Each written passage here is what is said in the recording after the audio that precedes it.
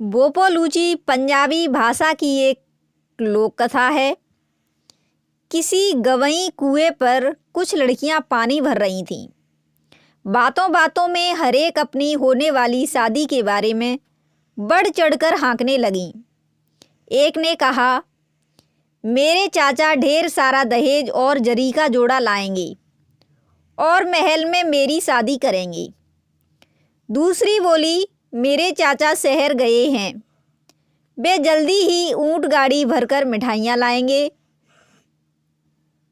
तीसरी कहने लगी, और मेरे चाचा सोने की गाड़ी में हीरे पन्ने माणिक और मोती भरकर आज कल में आने ही वाले हैं।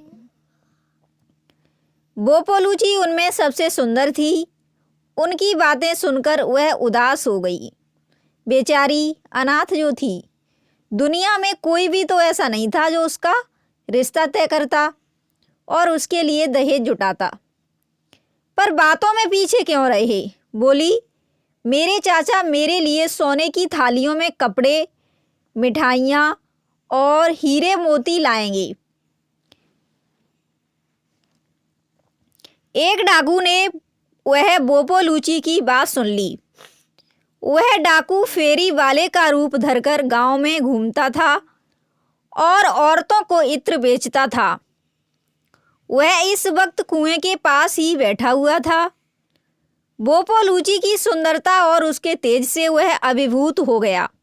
उसने निश्चय किया कि वह उससे शादी करेगा। अगले ही दिन थालियों में रेशमी कपड़े, मिठाइयाँ और बेशकीमती जवाहर लिए हुए वह धनी किसानी के भेष में वह बोपोलूची के यहाँ आ धमका। बोपोलूची की आंखें खुली की खुली रह गईं।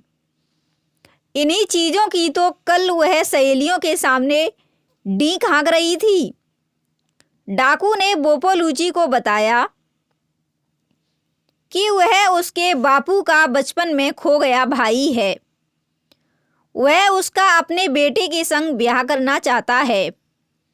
इसी खातिर वह उसे लिवाने आया है। बोपोलूची को अपने कानों पर भरोसा नहीं हुआ। कहीं वह सपना तो नहीं? उसका दिल बांसें उछलने लगा। जरूरी चीज वस्त्र समेटकर वह लुटेरे के साथ चल पड़ी। रास्ते में पेड़ पर बैठा एक कौआ काँव काँव करने लगा। बोपोलूची, बोपोलूची, सावधान, हवा में तैरते खतरे को भांप। न ये चाचा, न ये राहत, है लुटेरा, करेगा आहत।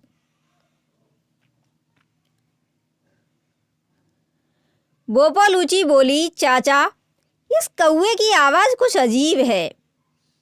ये क्या कह रहा है? लुटेरे ने कहा, कुछ नहीं, इधर के कौए इसी तरह बोलते हैं। थोड़ा आगे जाने पर उन्हें एक मोर मिला। खूबसूरत बोपोलूची को देखते ही वह चिल्लाया, बोपोलूची, बोपोलूची, सावधान, हवा में तैरते खतरे को भांप। न ये चाचा, न ये राहत, है लुटेरा, करेगा आहत। बोपोलूची बोली, चाचा, इस मोर की आवाज़ कुछ अजीब है। ये क्या कह रहा है? लुटेरे ने कहा, अरे कुछ नहीं, इधर के मोर इसी तरह बोलते हैं। थोड़ा आगे रास्ते पर बैठा एक सियार हुआने लगा। बोपोलूची, बोपोलूची, सावधान, हवा में तैरते खतरे को भांप। न ये चाचा, न ये राहत, है लुटेरा, करेगा आहत। बोपोलूची बोली, चाचा, इस सियार की आवाज़ कुछ अजीब है। ये क्या कह रहा है? लुटेरे ने कहा, अरे कुछ नहीं, इधर के सियार इसी तरह बोलते हैं। वे चलते रहे, जब तक कि लुटेरे का घर नहीं आ गया। घर पहुंचकर लुटेरे ने दरवाज़ा भीतर से बंद किया और बोपोलुची को बताया कि वह कौन है और कैसे उसने उससे शादी करने का फैसला किया। वह बहुत रोई, गिड़गिड़ाई, पर लुटेरे का दिल नहीं पसीजा। उसने बोपोलुची को अपनी बूढ़ी माँ के हवाले किया और विवाह भोज का इंतजाम करने के लिए चला गया।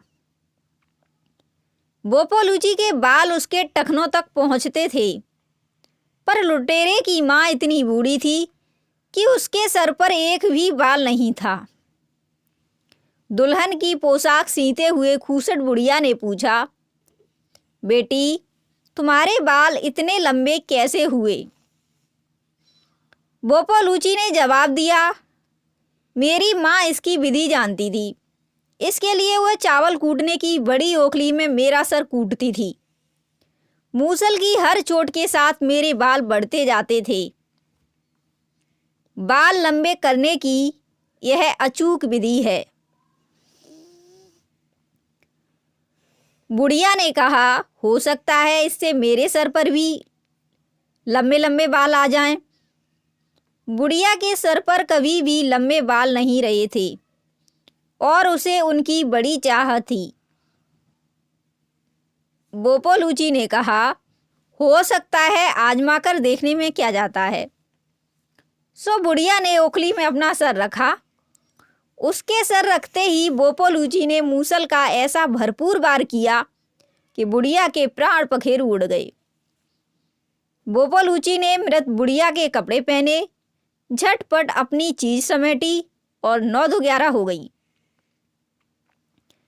बोपोलुची जानती थी कि लुटेरा उसके पीछे जरूर आएगा, इसलिए वह अपने घर पर न सोकर हर रात किसी सहेली के यहाँ सोने लगी। पर ऐसा कब तक चलता? सो कुछ दिन बाद उसने अपने घर पर ही सोने का फैसला किया।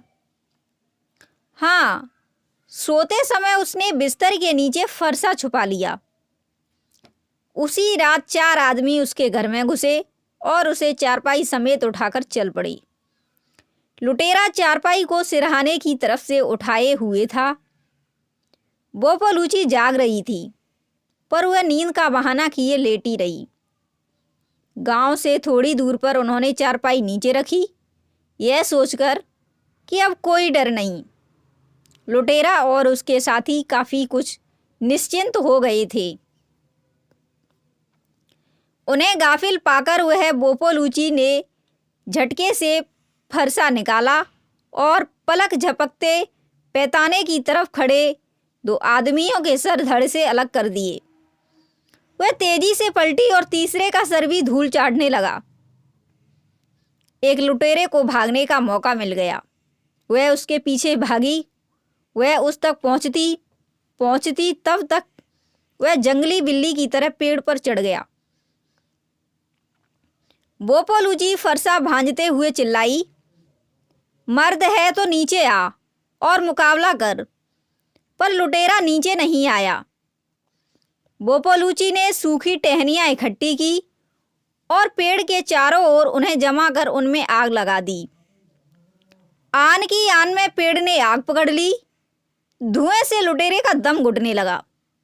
नीचे उतरने की हड़बड़ी में वह गर्दन तुड़ा बैठा और मर गया। उसके उपरांत बोपोलुची सीधे लुटेरे के घर गई।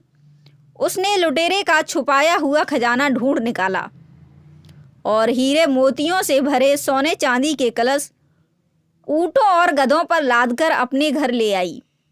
अब वह इतनी अमीर थी कि जिससे चाहे शादी कर सकती थी। किसी भी प्रकार के कंटेंट लेखन के लिए आप हमारे इस दिए गए नंबर पर संपर्क कर सकते हैं। यदि यह कहानी आपको अच्छी लगी है तो प्लीज़ वीडियो को लाइक कीजिए, अधिक से अधिक लोगों तक शेयर कीजिए और चैनल को सब्सक्राइब कर लीजिए ताकि नई नई कहानियों के, लोक कथाओं के नोटिफिकेशन आपको मिलते रहें। धन्यवाद। आपका शुभ हो।